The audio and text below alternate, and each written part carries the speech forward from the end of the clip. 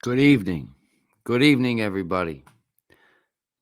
Breaking news in the Dylan Rounds case. Wanted to bring it to you here um, on crime, conspiracies, and coffee. So, without further ado, Candice Cooley, his mom, and his stepfather give an interview, and we're gonna watch that now. So let me add that to the stream, and we will watch this together. I'm going to let it play and then we'll talk. Okay, guys? So here is the latest news. And his parents are here today because they want to talk about some new developments on their end, also raise awareness that he is still missing. Yes. 6-7 months later now? 5. 5 months, okay. 5. Thanks for coming in, you guys. Candice, let's just start right from the beginning. Right before Memorial Day, that weekend, Dylan calls his grandmother, says he has to get the grain truck inside the shed because it was going to start to rain, to pick it up from there. So then he was going to call her back and nobody heard from him. So that's when by Monday we had all touched on base on May 30th that morning and nobody had heard from Dylan, and that's when we all headed to the farm. So that was the last contact that day. So when we got out there, called Box Elder, made a missing persons report. Search and rescue came out, a couple officers, and that's when maybe an hour and a half into the search, that's when his boots were found behind the dirt pile. And on the boots was blood. Random place to find boots. Correct. We now know how the boots got there. Can you tell us? Brenner has admitted he's the one who took the boots out there. So James Brenner was a man squatting on nearby property, correct? On the same property the grain shed's on. On the same property of the grain shed. James and Dylan knew each other. Correct. Friends? He'd work for him off and on. Acquaintances. Yeah, kind of became somewhat friends. Okay. So James has since told you guys? Told law enforcement that he put Dylan's boots there. Correct. How did he get Dylan's boots? So he said he found them by the shed, picked them up, moved them by his camper somewhere, and then decided that Dylan wasn't coming back for them. Those boots, and Dylan hadn't been there in almost a month. He was over working in Independence Valley and on the Wine Cup. Dylan had not been to Lucin. And Brenner had said he hadn't seen Dylan in months. A month, somewhere in that timeline. Those boots were not in that desert during that rainstorm on Friday. Those boots didn't even have dust on them. I bet you when Brenner put them there, or mud, it was Monday when he knew we were coming out and he had to get rid of them. Okay, so back up a little bit. He said he found the boots by his shed. By the shed. That was there, and that he hadn't seen Dylan in a month, so he needed to just get rid of them. Or pick them up and move them twice, and then so that he moved them from the shed area to behind the dirt pile. He moved them twice, from the shed area to by his camper, I guess, and then. So Dylan had said Dylan had called my mom at roughly around the gate. Yes. Where the phone pinged. Right after that, he called Brenner. And Brenner had said he'd been at his place all day Friday and all day Saturday until 2:30. And he went to a barbecue. And never seen Dylan. And never saw anyone. And Dylan's phone was shown pinging at the grain shed and then went back to Dylan's on Saturday. Camper. And then came back to Jim's and then left and went all the way to the Lucin Pond, and that's where we found Dylan's phone. Was in Lucin Pond. Okay, so the first kind of big development that you're sharing is that the boots, Brenner has told law enforcement that he put the boots out by the dirt pile. Yeah. The second thing that you just said, Justin, is that Dylan's phone was found in the pond. Yes. Lucin Pond. And it was pinging in Dylan's area, like Justin just explained, all day. That phone never left that area. Right after the phone call to my mother, he called Jim Brenner, probably, I would assume, to open the gate. And then he went up to Jim Brenner's, the phone did, and was around there for a while, and then went back to Dylan's place and then back to Jim Brenner's and stayed there the rest of the day on Saturday until around 2:30 or so. Which is when Brenner said he stopped at the pond before he went to Don's for lunch. So he placed himself at the pond when Dylan's phone was thrown in the pond. And Brenner told this to law enforcement Mhm. again. So Brenner said the day Dylan disappeared, which happened to be the same time that Dylan's phone is pinging by the pond, Brenner From the backside of the property back Yeah. to the pond. Brenner said he stopped by the pond on his way to Dawn, who also lives out there, for lunch. But Yeah. going the back way. So if you pull up that picture, that first time Diesel Brothers was out there, you'd see, you got the pond over here, you got Brenner's, and you got Dylan's. So Dylan's phone made it to the pond the back way. The only person who takes that back way is Brenner. Have they retrieved the phone? Yes. Do you know, is there any did it salvage any information, or is it We dead? had all None. this phone information already. We cloned it, and there was nothing There's nothing like as far as calls or texts or anything? nothing unusual. What was the date of Saturday? The 18th of June. The 18th of June is when they found it. I Yeah. was there. Yeah, he was there. And just to search and rescue, they'd been going across the pond all the way just as they were about to get to the very end. That's when they found it.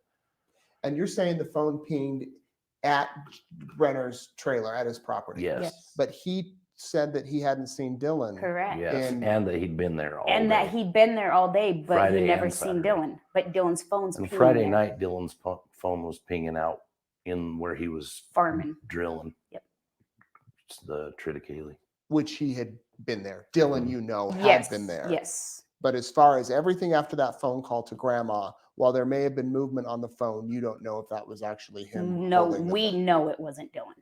You know it Well, wasn't Dylan. Yeah. I mean, We would Or assume. assume. yeah, assume it yeah. wasn't. I mean, that's why it wasn't answering. That's We don't why. know when it went up and moved around to the grain shed if Dylan was with the phone when it went back to Dylan's place, Yeah. or if it went with Dylan.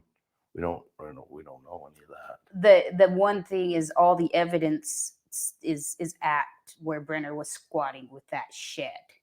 So we don't feel it was Dylan going back to the I mean, I think Dylan's phone, but I don't think it was Dylan. So let's talk about Dylan's truck that was there on the property. You originally went out there and you guys got inside, right? Broke the Yes. window. Just Broke the window to get inside because you didn't have the key fob to unlock Correct. it. And what did you find in the truck? Nothing. Nothing unusual. What we were looking for wasn't there. The Yeah. gun, The gun. That's all we were looking for was his guns. his guns. His guns. Did you ever find his guns? The His shotgun. shotgun was here in Idaho Falls. Guy that worked for me went to the house that Dylan stays at, and the shotgun was here.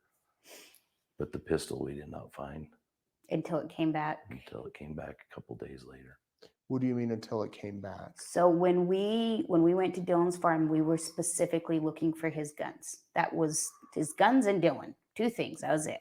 So we walked in the camper. Justin and I both walked in, go through it all. On his bathroom sink was his gun case. No gun in it. Opened it. It's got the foam, nothing. Opened the medicine cabinet. The next day, his sister Justin's sister cleans out the bathroom for Karen to use. No gun. She sets her Clorox wipes right there. Next day, pistol laying there with the clip out of it. Broad daylight where we'd all looked. So sometime overnight, you're saying someone entered and put the gun there. Yep. Next day, okay, so at this point, box elder is there. They're taking pictures. Next day, the key fob comes back. Same exact location. Somebody was putting his stuff back. And at this point, box elder is still not saying this is a crime scene. Something's going on out here. Nothing. People are everywhere. They do nothing about it. So did you all find the gun and the key fob It was my son and Dylan's friend. Yeah. that walked in the trailer and said, "Oh, it's here"? Yeah. I don't even think that they knew it was missing No, they didn't even know we were looking for it. They because just they weren't there when we broke the window and were looking. But you're sure it wasn't there the first time? Oh, looked? absolutely not. From what I heard law enforcement had taken pictures. Yeah. And it Oh. wasn't in the pictures. Yeah, it absolutely was not there.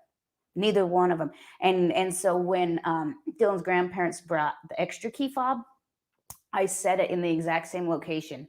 Walked to his pickup, hit the button, and it would unlock. It was close enough; it would still unlock it. That key fob and that gun were not there. They came back, and there was really only 2 people out there with access to put those back underneath our noses, and that was Brenner and then Don. So why do you think whoever had those items brought them back? Because I truly believe that they thought we were going to come out and look for Dylan for a day or 2 and go home and say he'll show up. I don't think they thought, Brenner especially, that it was going to go to the extent and we were not going to leave that desert. And so I think he didn't want to be caught with it. So what better thing to do than put it back? And they were wiped down. I mean, they're smart enough to wipe them down. They didn't get anything off of them. Let's talk about this shed that you mentioned earlier with where Brenner said the shoes were. Yes. What is this shed and what was kept in there? Was this a shed that Dylan would use to store equipment and stuff, or? No, he just put his truck in it to protect the It was seed. just a steel framed shed. Yeah, it's just a little shed.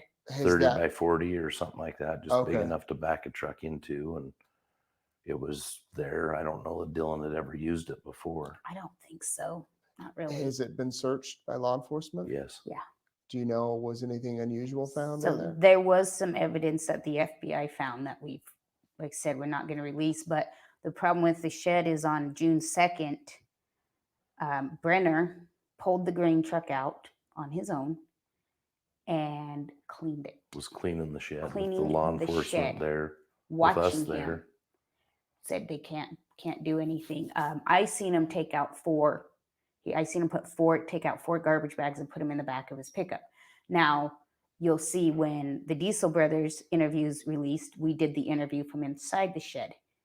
Trust me, he wasn't cleaning up garbage. It is full of his beer cans and garbage. Whatever he took out in those bags was to hide what Right he under did. law enforcement. Right under their and our nose. nose. So you're saying that there's still garbage in there? Oh, Oh, full it's not of like it. he That's all it removed is. it. Filthy. He was specifically cleaning up specific stuff While he had a warrant while he had a felony warrant for aggravated assault with officers outside. and a walking 19 around. missing-year-old. Or 19-year-old missing. Missing. Yes. So none of it adds up. I guess you don't know where those garbage bags ended up. No clue. More than likely, when they went to Wendover that Friday, they took them, would be my guess. Jim and Don when Yeah. we went to Wendover. So in case someone's just tuning in, James Brenner has been arrested on an outstanding warrant and is in jail. He's a person of interest. Is that No, what he's a suspect. he is the suspect? He is the one and only suspect. in Dylan's For now. disappearance, For which now, they're now yes. calling a homicide. Well, they say they're treating it as a homicide investigation, but no, Box Elder has not switched it. It is still missing person / criminal. Okay. It has not been switched. So when Palmer said that was to appease the public. If you're going to say we're treating it as a homicide investigation, you need to change it so we can get more resources and more help. Palmer being the chief deputy for the Box Elder County Yes. Sheriff's Office, his deputy, Cade Palmer, told ABC4 News in Salt Lake that there's substantial evidence that it was a homicide. So the interesting thing that I've also learned is that apparently Mr. Brenner's been in contact with your family, Yeah, with Justin. which doesn't happen a lot when a suspect, but have you all spoken with him? I have. haven't. You have not. Mm-mm. Justin, you have. And I have. what have those conversations been like?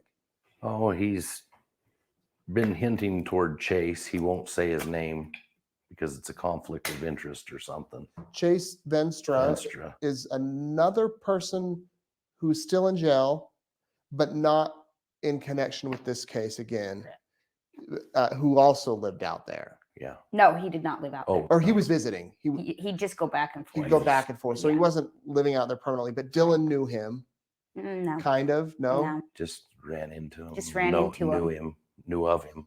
Yeah, The barefooted man the barefooted that man. in the Yes. beginning was this suspicious man. So Yes. what James Brenner's telling you or trying to point a finger to Chase? Mm-hmm. And trying to tell us to search the road that goes into Clinton, Utah, and take a four-wheeler. He wanted us to take a four-wheeler and time it. But what he doesn't know, I guess, is that Chase Venstra at 7 a.m, I believe, was on camera at the Flying J in Snowville, Utah at 7 a.m. of that Saturday morning.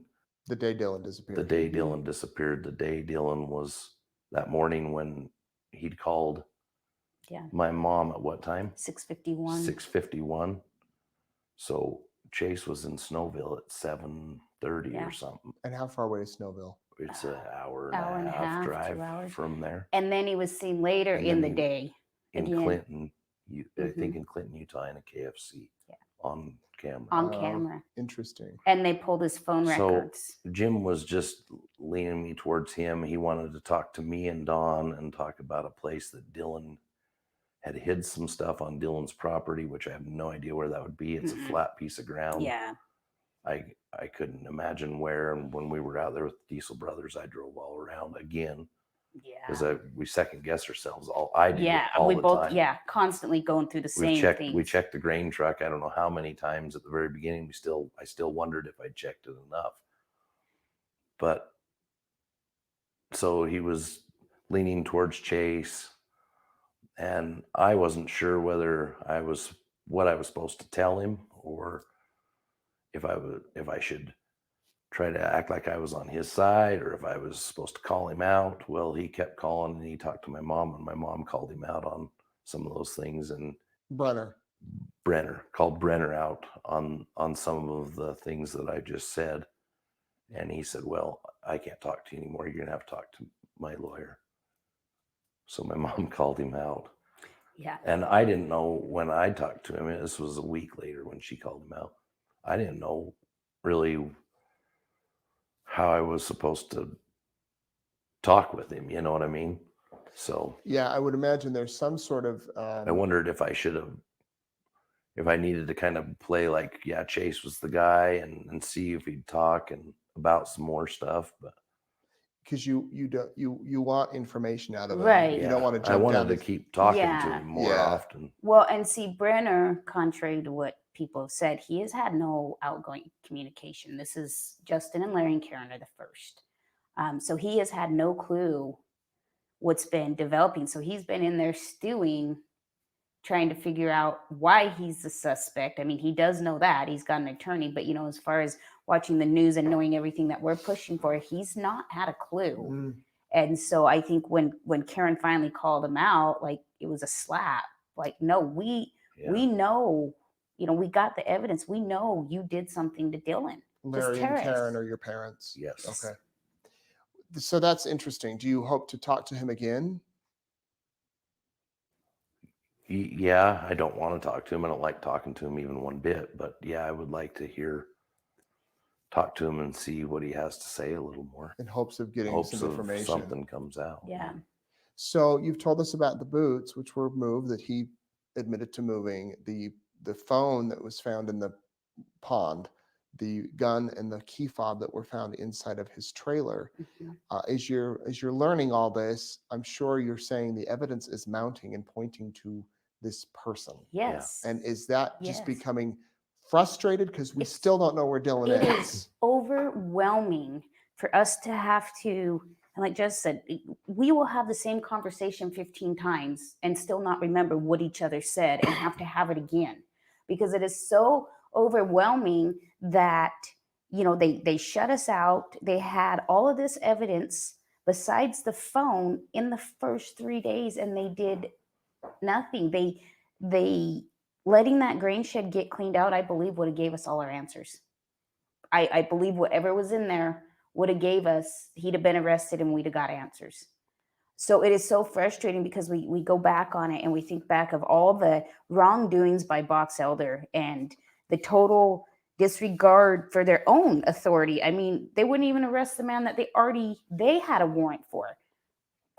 So it's frustrating. It's like, do something right now. We are at this wall of, we need to find Dylan or we need Brenner to talk. Evidence is not going to magically appear. It's gone. Whatever we have is what we have right now. So one or two things need to happen, and Box Elder is not helping us do either. Last time we spoke in person here, Candice, you had called for the Box Elder Sheriff's Office to remove themselves from the investigation.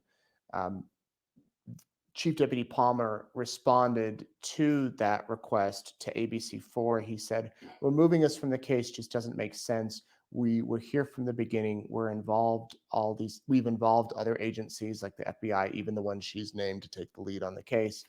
And then a viewer, sent me this email that she sent to the governor's office in Utah and the attorney general's office in Utah, asking for what your request to get a different law enforcement agencies. She received a response from a woman who handles constituent services.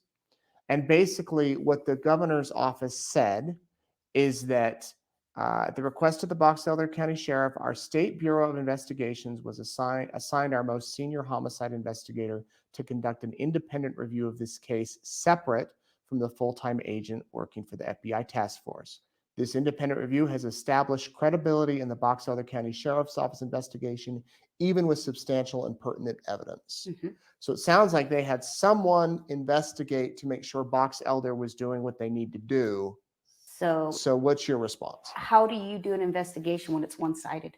Why would Justin and I never contact? We have about recordings of all the people them talking. lying to us, all kinds of stuff. How can you say that they've done their job when they didn't arrest the felon on day one? They wouldn't let us bring in bloodhounds. They didn't want the dogs out there, which they would have picked up on Dylan's scent, knowing what was in the grain shed now.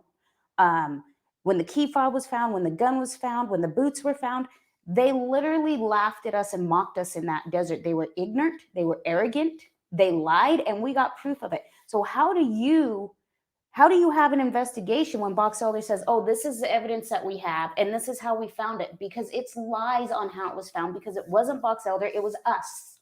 Yes. So that's like I told you. That'd be like the IRS saying, hey, I'm going to audit you. And I say, you can have my QuickBooks, but you can't have my bank statements to back it up. That's exactly what that investigation is. It's one-sided, and it is a bunch of garbage. I can't even believe they publicly came out with that and did not think how furious that would make us. This is our son. This is not a game of we need to make Box Elder look good. This is our child that they totally disregarded. It's not a good investigation, and they haven't done their job. And we had to scream for how many months? We had to have how many thousands of people write these letters and call to get the SBI to join, to get Box Elder to accept some help.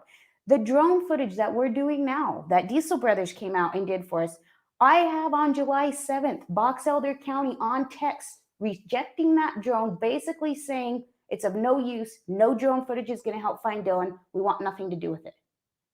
But now it's public. Now Diesel Brothers have stepped in and helped us do it. Guess who called yesterday? Saying they'd help us fly it. Been texting me today. Amazing what happens 3 months later when it's made public and somebody else comes out and does their job. Still 5 months later.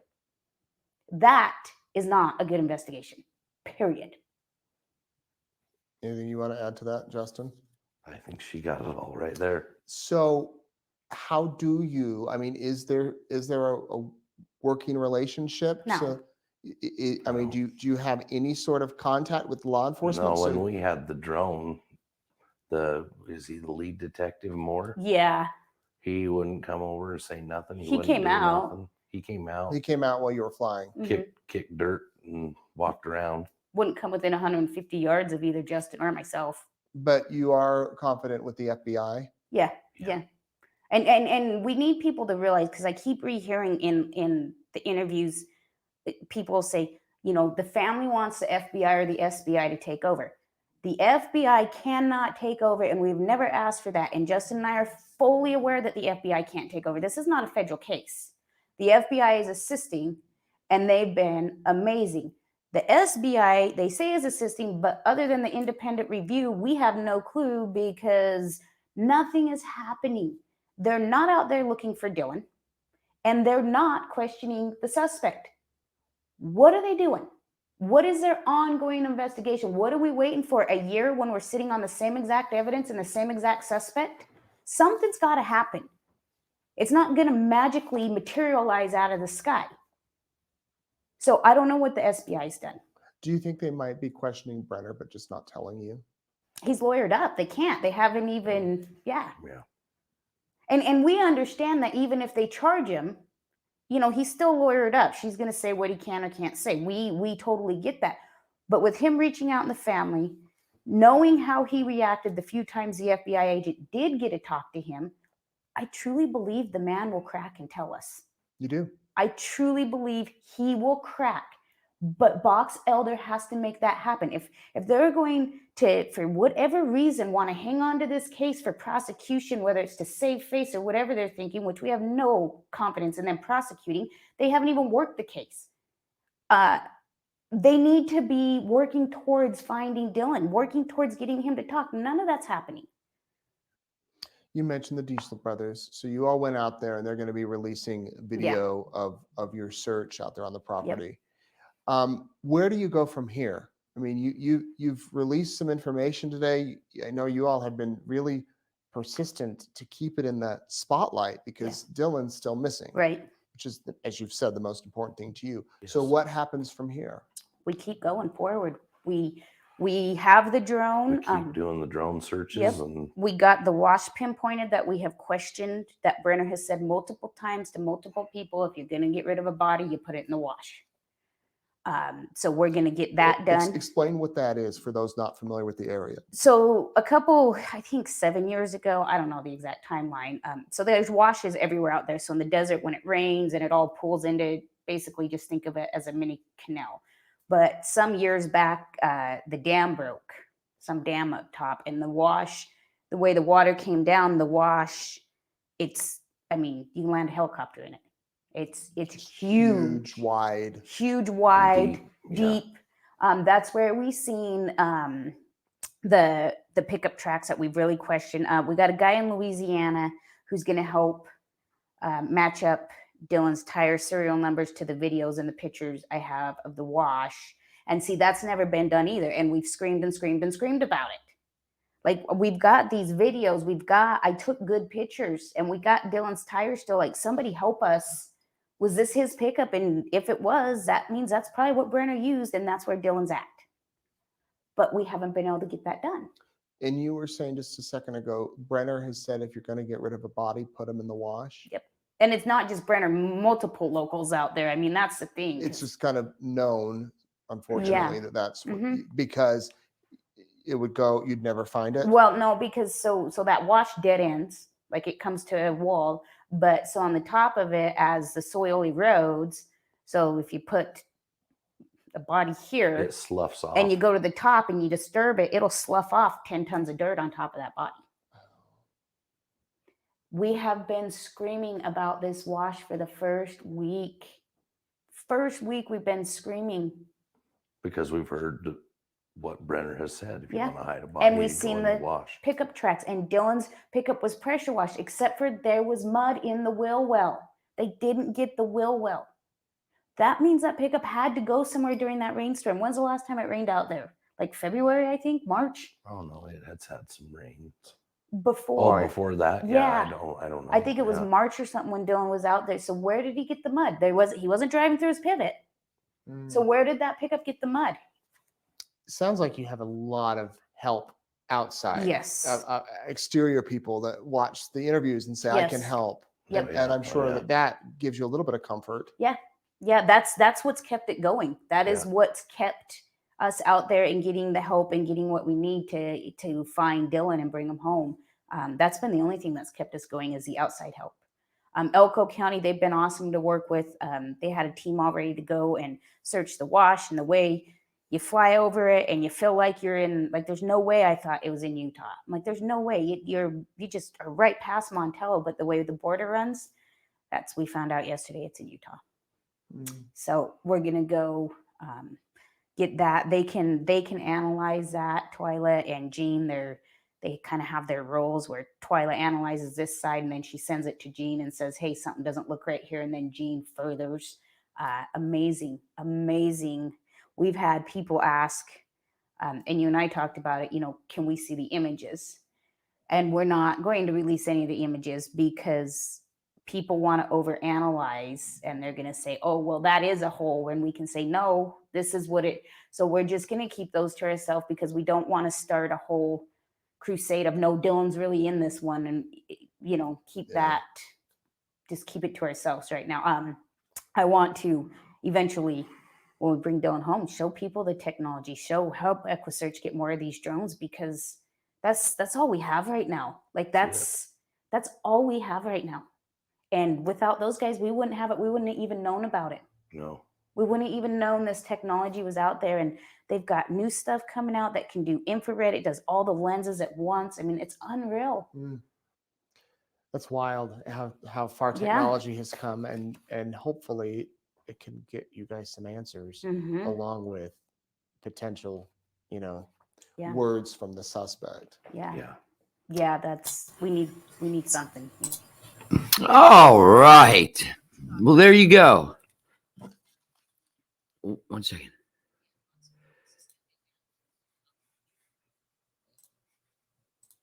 Well, there we go, guys. There we go. Candice, Cooley. What do you guys think? Pretty crazy, huh? I mean, it's pretty pointed towards one direction, if you ask me.